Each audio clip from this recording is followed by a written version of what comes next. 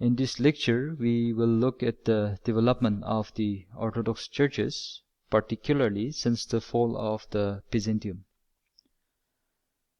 When Rome, the capital of the Western Roman Empire, fell to Germanic invaders in the 5th century, Constantinople, the capital of the Eastern Roman Empire, or the Byzantium, was hailed as the new Rome, and that its bishop was the leader of the Universal Church.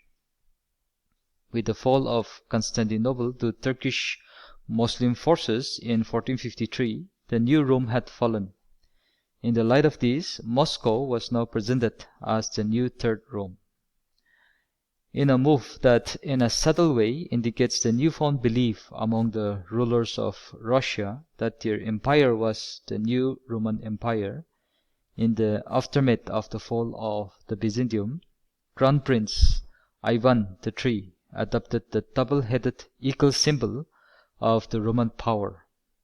The church hierarchy duly followed in seeing itself as the Third Rome of Christendom. However, the churches in Russia was under the leadership of the Patriarch of Constantinople till the later part of the 16th century. The emergence of the Russian Orthodox Church as an autocephalous patriarchate was facilitated by the weakened power of the Patriarch of Constantinople, coupled with shrewd Russian diplomacy. Following the fall of the Byzantium, the church at Constantinople no longer enjoyed the political and financial backing it had when it was the imperial church. The financial condition over the years had deteriorated to such an extent that the Patriarch of Constantinople, Jeremiah II, had to seek financial assistance from the Russian church. He got it at a tremendous price. The Russian demanded a separate patriarchate. Jeremiah had no option but to concede to their demand.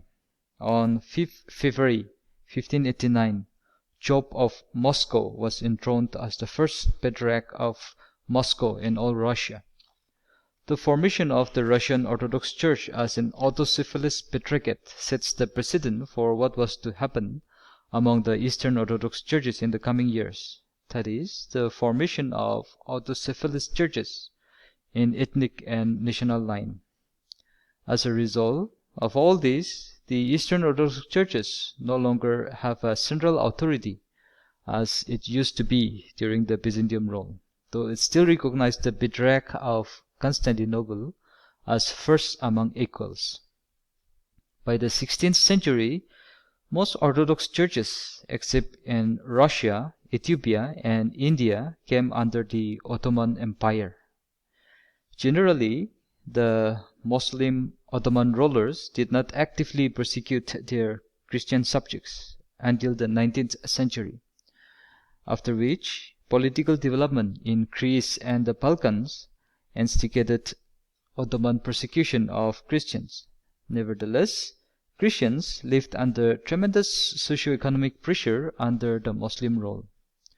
The Ottoman dealing with non-Muslims was through the system called the Millet. The Millet was an autonomous religious community, each self-governed by its own personal law. However, the Millet legal system were made obsolete if it involved a Muslim, which were then treated under the Sharia law. Thus, the Millet system provided certain freedom to religious minorities. However, their status was not in equal term with the Muslim subjects under the Ottoman rule.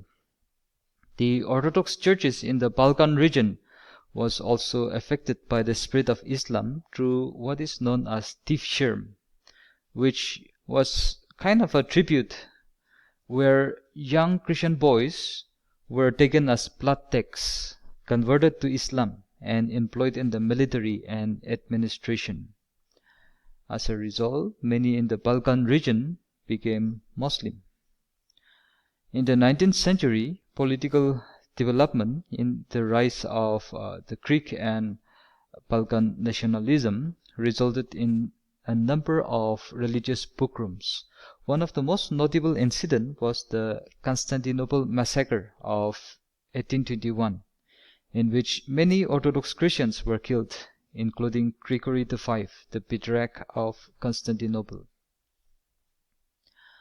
In the 16th century, the Orthodox churches also faced considerable challenge from the spread of both Protestant and Catholic influence into traditionally Orthodox areas.